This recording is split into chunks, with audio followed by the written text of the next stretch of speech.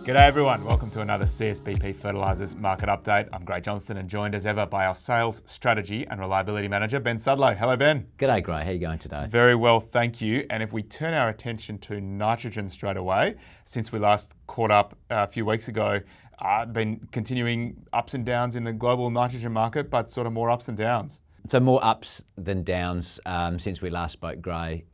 When we last spoke, there was an Indian tender had come out. They were looking for 2 million tonnes and they've ultimately bought 2 million tonnes of urea, in fact slightly more.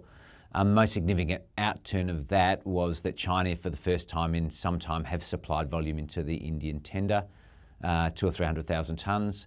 And it's also the first time that with any significant volume, China has exported product into the Indian market as well. So it perhaps gives a signal that urea may be available out of China in the near term. Friday night just gone, with almost no pause, India have come in again and asked for sought another 2 million tonnes tender again. So this is for a tender that'll close in early September and for delivery through September and to the end of October. So it's quite a long delivery window, but it also then signals that, you know, there's a couple of million tonnes of product that they'll mop up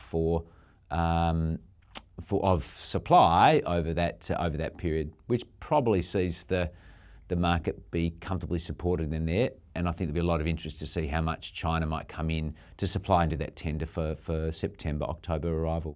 Yeah, so most of the time when we think about China in the market, people would get happy that if they hear China's coming to the market, that may be an additional source of supply and that could help to bring the sort of supply-demand balance more in favour of the buyer. Yeah. It sort of doesn't seem to be the case at the moment. Urea prices, seaborne urea prices seem to be well supported. They do, Grey. You know, we've seen prices on the back of the last tender. The price went up into that tender, which sort of signalled things are relatively tight. Prices above $500 a tonne. They're now real, and urea is relatively expensive. I mean, putting into sort of a local terms now. It sees urea prices moving up into the mid 900 Aussie dollars, or perhaps even further, for picking up urea over the next couple of months. So, thankfully, in some ways, we're sort of out of the cycle of buying large volumes of urea for this market. But what you're saying there is, if the current global prices did prevail, that's the kind of price level we'd be looking at in the West Australian market. Yeah, and one key distinction there on buying urea is we do need to buy. We've spoken a bit about how we do manufacture Flexi-N, UAN, urea as an input into making UAN. We do need to buy, and we'll be buying urea to manufacture UAN. So there's a real cost impost of the higher urea price on our higher Flexi-N price, or a higher costed Flexi-N price in the local market. So you talked about Flexi-N there, and that is a market where we sometimes see the Flexi-N market generally trying to follow what's going on in urea, and then sometimes there's some dislocations. How's it playing out at the moment, and what's happening in the Flexi-N pre-fill timing? It's been very rare that you've seen UAN, Flexi-N being on a kilogram of N basis being the same as urea, and right now they are sitting at parity on a sort of a global basis. So that sort of ran all the way through till last Monday, the 11th of August. And at that time, the market was waiting for where CF Industries, the large nitrogen producer in the US, to put out their pre-fill offer to the US domestic market. They did that. They put the price out. It's about $100 more than what it was at the same time last year. It still reflected very good pricing relative to urea. Having said that, the moment it went out, that volume got snapped up by the buyers. They could see the value in the product. That offer lasted a day. They've reset prices. Prices then was being bought and resold into the same market at sort of $5 to $10 higher straight away. And what we'll sit back now and thinking, okay, do they come out and reset another pre-fill volume with a reasonable expectation, given where urea is, given how quickly that first pre-fill sold out, that will be at higher prices. So that's a clear picture, Ben, of where global urea prices and UAN prices are sitting, and as you say, pleasing from a Flexi-N perspective that we're at somewhere near historic lows in terms of that relative pricing of Flexi-N versus urea on a units of nitrogen basis. We're at a very low premium there at the moment. In terms of availability to supply into the West Australian pre-fill market, we've opened up sales for that product for our customers to be committing. We've got good supply of that product over the next few months.